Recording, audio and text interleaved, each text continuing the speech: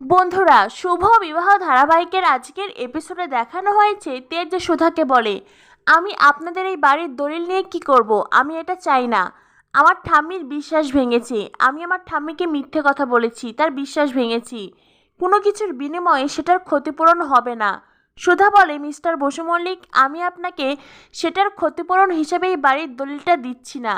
আমি এটা আপনাকে দিচ্ছি কারণ আমাদের আত্মমর্যাদা রক্ষা করার জন্য। তেজ বলে, সেটারও কোনো প্রয়োজন নেই। আমি আপনাদেরকে সাহায্য করেছি, আপনাদের আত্মমর্যাদায় আঘাত করিনি। আর তাছাড়া আপনি ওই বাড়িতে যাবেন, ওই বাড়িতে ঠাম্মির সমস্ত কথা নিয়মকানুন মেনে চলবেন, তাহলেই হবে। সুধা বলে, এইভাবে হয় না মিস্টার বসু মল্লিক। এমনিতেও আমি ওই বাড়িতে গেছি, আমি ওই বাড়ির সমস্ত নিয়মকানুন মেনে চলার চেষ্টা করেছি। আপনার হয়তো মনে আছে, ঠাম্মি যখন আমাকে প্রশ্ন করেছিলেন ভাড়ারের জিনিস কেন শেষ হচ্ছে না, আমি কিন্তু কোনো উত্তর দেইনি।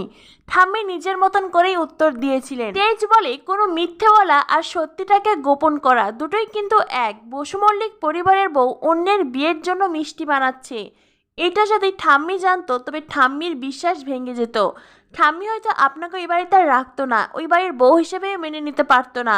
সুধা বলে, তাতে কি হতো মিস্টার বসু মল্লিক? আপনি তো এই বিয়েটাকে মানতেই পারেননি। এই বিয়েটাকে তো আপনি দম বন্ধ হওয়া বিয়ে বলেন। তাহলে তো আপনার ভালোই হতো, আমি ওই বাড়ি থেকে চলে আসতাম, আপনাকে আর মিথ্যা অভিনয় করে যেতে হতো না।